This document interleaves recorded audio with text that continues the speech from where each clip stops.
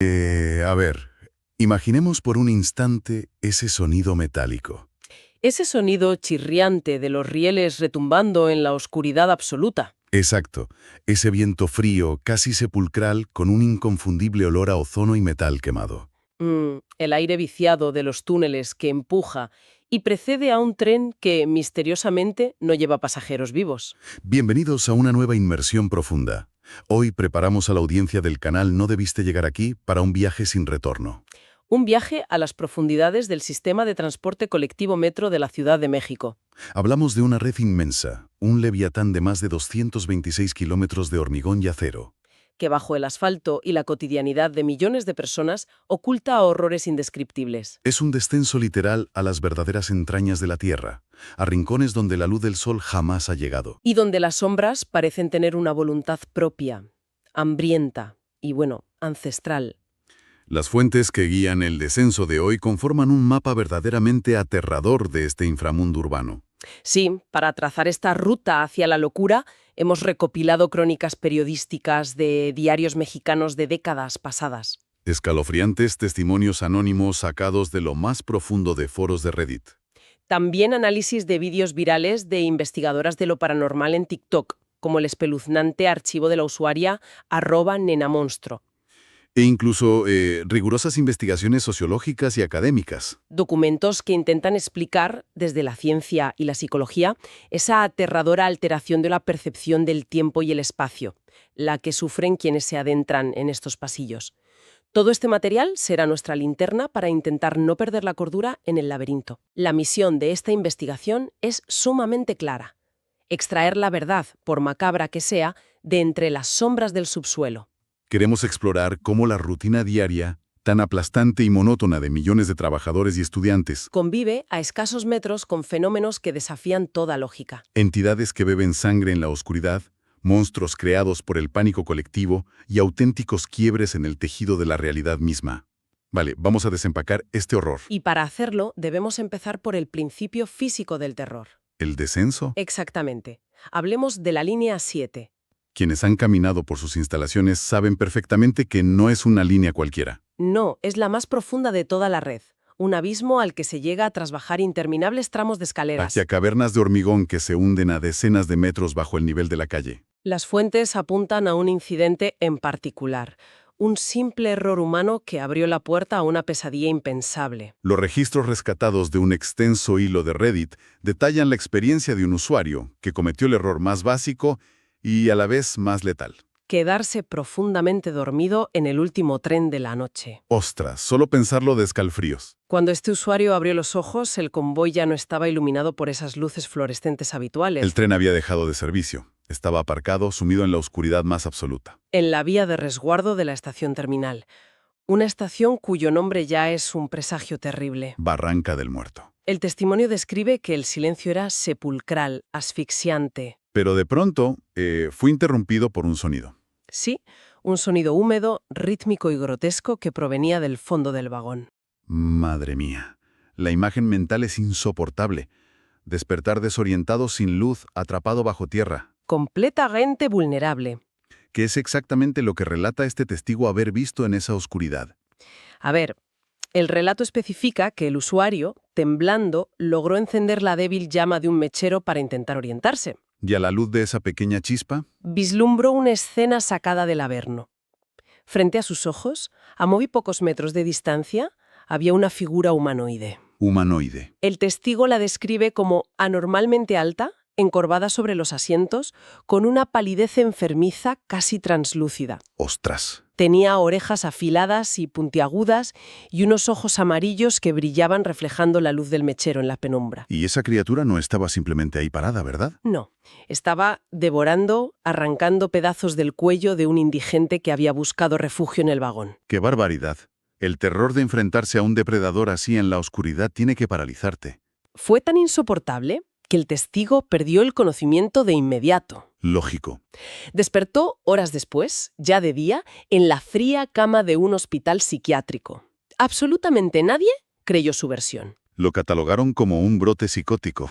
Exacto. Resulta verdaderamente escalofriante pensar que algo así pueda acechar a unos metros de donde miles de personas esperan su tren cada mañana. Y lo peor es que las fuentes sugieren que la aparición de esta entidad en esa estación específica no es para nada fortuita. Ah, no, claro. Lo fascinante aquí es, sin duda, el inmenso y oscuro peso del contexto histórico. El nombre Barranca del Muerto no es una licencia poética del urbanismo de la ciudad. Para nada. Históricamente, en esa zona de la capital, existía una inmensa zanja natural producto de una antigua fractura volcánica. A principios del siglo XX, durante los combates más crueles y sangrientos de la Revolución Mexicana, esa misma barranca, Fue utilizada como una inmensa fosa común al aire libre. cientos, quizás miles de cadáveres mutilados fueron arrojados allí sin contemplaciones, pudriéndose al sol. Y en parapsicología esto se explica mediante un fenómeno llamado impregnación residual. Que para entenderlo de forma sencilla es como si las emociones extremas, el terror absoluto y la agonía actuaran como una grabadora en el entorno. Efectivamente, la violencia de la revolución se quedó grabada en la piedra, en la tierra, y ahora en el asfalto y las vías de esa barranca. Reproduciéndose en bucle para siempre. Y este bucle de sufrimiento ha creado un terreno fértil, un auténtico imán para entidades parasitarias. Seres oscuros que se alimentan del miedo y de la energía vital. ¿Sí? Esa idea de entidades antiguas alimentándose del terror residual del pasado nos lleva a un abismo aún más perturbador. Porque no todos los monstruos nacen de la historia bélica de un país. Exacto. Algunos son engendrados por nosotros mismos, por nuestra propia mente colectiva. Subamos un poco más hacia la superficie. Hacia la línea 1, pero retrocedamos en el tiempo hasta la década de los 70, a la estación Tacubaya.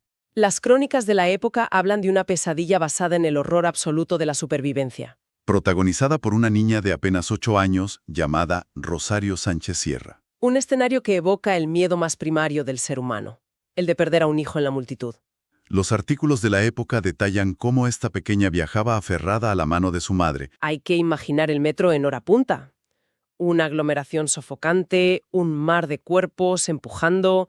La desesperación ciega por entrar al vagón antes de que suene la chicharra. En medio de ese caos implacable, la pequeña se suelta.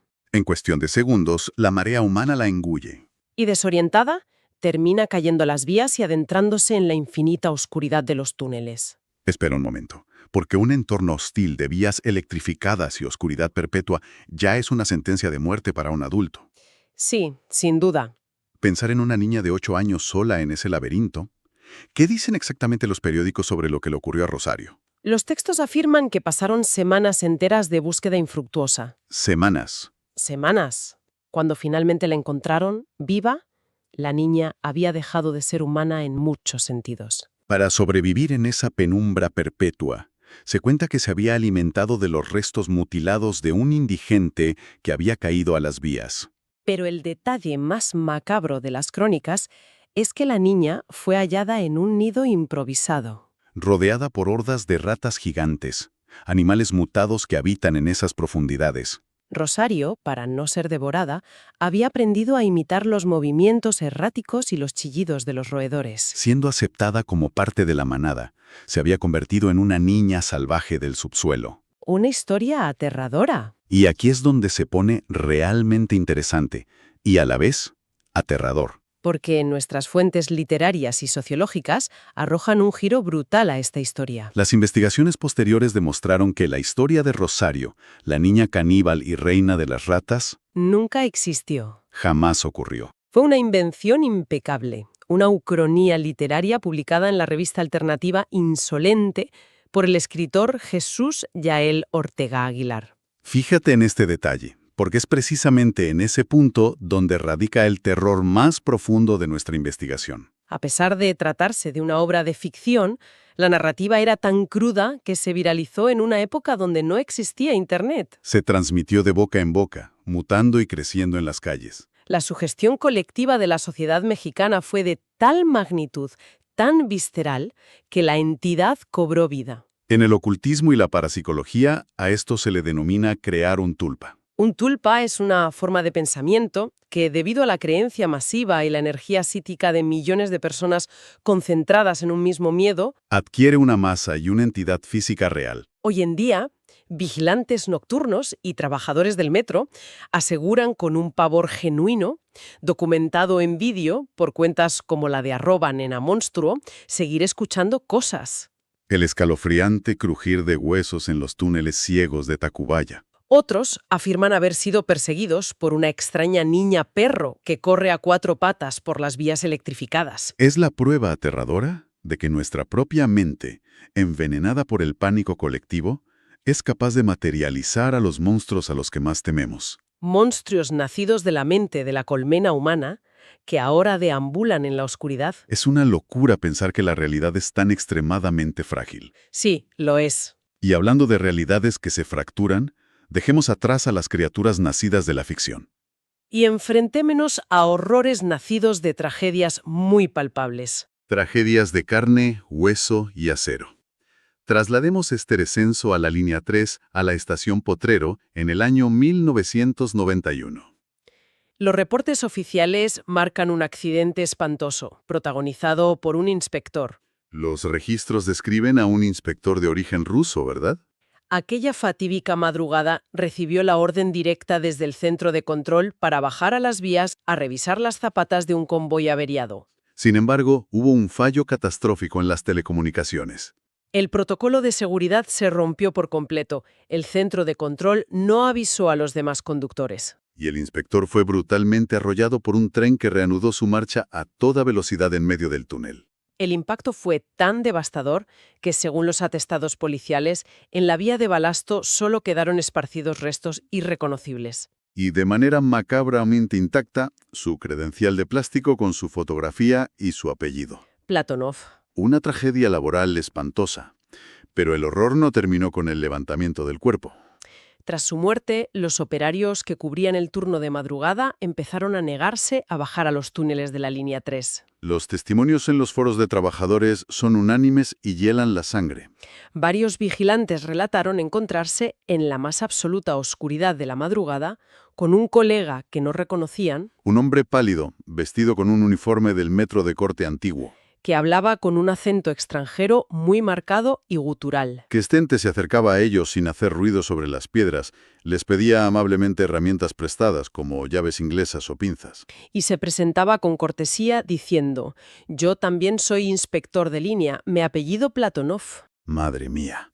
Pero hay un momento en particular en estas fuentes, un evento registrado en el centro de control que congela la sangre. Los reportes indican que, semanas después del accidente, un regulador de tráfico estaba en su cabina. Cuando empezó a escuchar una fuerte estática a través de la radio principal. La interferencia se cortó de golpe y dio paso a una voz gélida, muy clara y con un inconfundible acento extranjero. Que dijo lentamente, aquí, Platonov, reportando mi salida. Los compañeros presentes en la sala de control se quedaron completamente paralizados. Con las manos temblando, el regulador en turno presionó el botón del micrófono y, casi en un susurro aterrado, respondió. Enterado, Platonov. Descansa. Y a partir de esa noche, la voz no volvió a sonar. Es un caso estremecedor, y lo es aún más porque nuestras fuentes de investigación nos permiten rasgar el velo de la leyenda urbana. Llegar a los hechos reales. Gracias a una emotiva y extensa publicación en Facebook, escrita por su propio hermano, Ricardo Castilla Platanov, la historia dio un giro inesperado. Sabemos que su verdadero nombre era Víctor Castilla Platanov. Y la realidad de su muerte no fue un simple accidente de mantenimiento por una falla técnica. Fue un sacrificio desgarrador. Víctor murió como un héroe. Perdió la vida al saltar a las vías para intentar apartar a un suicida en la estación Hidalgo. Sin que el regulador tuviera tiempo de avisar al tren que entraba en el andén a toda velocidad. Si analizamos este acto heroico desde la psicología y el folclore, vemos una manifestación prístina de la necesidad humana de darle un cierre a la tragedia. Los fantasmas no siempre son entidades vengativas o malignas. Muy a menudo son ecos trágicos de un deber inconcluso. Un espíritu que, al haber sido arrancado del mundo de forma tan violenta y rápida durante un acto de puro servicio, simplemente no comprende que su turno ha terminado. Ese descansa pronunciado a través de la radio fue, en esencia, la autorización para que ese eco pudiera finalmente abandonar las vías. Un final desolador. Pasamos del terror físico a la tristeza profunda, pero debemos prepararnos. Porque el último nivel de este descenso es quizás el más perturbador de todos. Un horror que no tiene forma, que no sangra y que no tiene nombre. Es la mismísima cordura resquebrajándose lentamente, Hablamos de los inquietantes fallos en la realidad, los glitches en la Matrix. que ocurren en los intestinos del metro, particularmente en los infernales y eternos pasillos de transbordo de estaciones como Tacuba, Zapata o Atlalilco. Son estructuras laberínticas, kilómetros de túneles subterráneos diseñados de manera opresiva. Donde parece que el aire no circula y las luces fluorescentes zumban con una frecuencia que altera los nervios de cualquiera. Las recopilaciones de vídeos virales y los hilos más leídos de Reddit están repletos de experiencias que desafían las leyes de la física en estos pasillos. Se documentan casos de personas que realizan un recorrido rutinario, un viaje entre 3 estaciones que cronométricamente debería tomar 10 minutos. Sin embargo, al salir a la superficie y mirar sus teléfonos móviles, descubren con horror que han pasado 4 o 5 horas en el mundo exterior. Mientras que para ellos fueron solo unos minutos de caminata aburrida. Relatan pasillos que, al girar la cabeza, cambian de forma geométrica, alargándose hasta el infinito sin llevar a ninguna parte. Hablan de trenes silenciosos, modelos viejísimos de los años 80. Que pasan por los andenes completamente vacíos y sin emitir el ensordecedor ruido natural del acero. Pues fíjate en el testimonio que encontramos en Reddit porque rompe absolutamente todos los esquemas. El nivel de detalle es repulsivo por la implicación existencial que tiene. Un usuario cuenta que iba sentado en el vagón, completamente sobrio, viajando en un trayecto de superficie, Iba distraído, mirando por la ventana hacia el asfalto exterior. cuando de pronto el paisaje simplemente desapareció. Dice que vio con sus propios ojos cómo la calle, los coches y los edificios se transformaron. Durante un segundo interminable en una enorme carta de ajuste. Ese clásico patrón de barras de colores chillones y un pitido agudo que aparecía en las televisiones antiguas de tubo cuando la cadena perdía la señal, a la madrugada. Relata que fue como si el universo a su alrededor, el simulador en el que supuestamente vivimos, no hubiera tenido tiempo de cargar las texturas visuales de la realidad. Si conectamos este testimonio específico con las teorías sociológicas de los espacios urbanos, el fenómeno cobra un sentido que estremece. Las investigaciones definen al metro de la Ciudad de México, con su iluminación artificial perpetua y la monotonía de sus azulejos repetidos hasta la náusea, Y millones de almas ejecutando exactamente los mismos movimientos diarios. lo definen como un gigantesco espacio liminal. Para entenderlo fácilmente, un espacio liminal genera esa misma sensación extraña, incómoda y visceral que sientes al caminar solo por los pasillos de un colegio completamente vacío por la noche. O al estar sentado en la sala de espera de un aeropuerto a las 3 de la madrugada. El cerebro humano evolucionó para detectar patrones naturales y sabe instintivamente que en ese entorno artificial falta algo vital. Ante esa privación de estímulos orgánicos y el aislamiento extremo bajo tierra, la mente se fractura. La sobrecarga de monotonía provoca que el cerebro se desconecte de sus referencias espaciotemporales. En términos clínicos, el individuo experimenta auténticos desgarros en la realidad.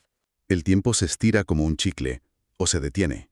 Y el cerebro, incapaz de procesar el entorno liminal, proyecta imágenes de error. Como esa terrorífica carta de ajuste. Es decir, estar atrapado en un pasillo donde la realidad colapsa sobre ti porque tu propia mente ya no puede sostener la ilusión del mundo exterior. Resulta demoledor. Hemos descendido desde criaturas vampíricas que devoran carne en el último vagón. Hemos visto cómo el pánico de las masas materializa niñas caníbales de la nada. Hemos escuchado las voces de inspectores rusos atrapados en un turno eterno. Y hemos visto la fábrica del tiempo y el espacio desintegrarse en un pasillo bajo tubos fluorescentes. Tras sobrevivir a esta inmersión en el abismo, es inevitable preguntarse qué cruzará por la mente de los valientes que nos acompañan hoy. La próxima vez que su tren se detenga de golpe, con un chirrido metálico en medio de un túnel, Y las luces se apaguen dejándolos en una oscuridad absoluta. esa es la gran incógnita. Y plantea una idea final sumamente perturbadora que debe acompañar a quienes nos escuchan cuando intenten dormir esta noche. Tras diseccionar todos estos fenómenos interconectados, debemos cuestionarnos la naturaleza misma de este lugar. Y si el metro de la Ciudad de México no es simplemente una colosal y fría obra de ingeniería humana. Las anomalías sugieren una posibilidad aterradora. Menso organismo vivo y subterráneo. Un gigantesco leviatán de hormigón, cables y acero. Inerte en apariencia, pero que necesita alimentarse desesperadamente. Un monstruo que devora la energía estática, el tiempo perdido en los trasbordos infinitos y la angustia acumulada de las multitudes. Y ocasionalmente absorbe la vida misma de los millones de incautos que día tras día pagan un billete para introducirse voluntariamente en sus inmensas fauces. Una maquinaria viva que respira y engorda a base de nuestro miedo. Es vital que quienes hayan tenido el temple y la sangre fría de llegar hasta el final de este descenso al abismo se sumen a la legión de «no debiste llegar aquí». Invitamos a nuestra valiente audiencia a suscribirse de inmediato al canal. Y a compartir esta investigación con aquellos conocidos que todavía aseguran con total ingenuidad no tenerle miedo a la oscuridad. El conocimiento sobre los horrores que nos rodean se construye en las sombras, de forma colectiva. Por ello pedimos fervientemente a quienes nos escuchan que envíen sus propias historias paranormales. Queremos leer esos encuentros indescriptibles, esas criaturas vistas por el rabillo del ojo. O los fallos en la realidad que hayan experimentado de primera mano, solos, en los vagones y andenes del transporte público. El subsuelo bajo nuestros pies siempre tiene más secretos macabros esperando ser desenterrados. Es el momento exacto para que dejen en los comentarios qué leyendas urbanas, qué rincones malditos o qué horrores de la historia oscura deberíamos investigar en nuestra próxima entrega. Escuchen con atención. La chicharra está sonando. Las puertas del tren se están cerrando inexorablemente. Hasta el próximo descenso al abismo.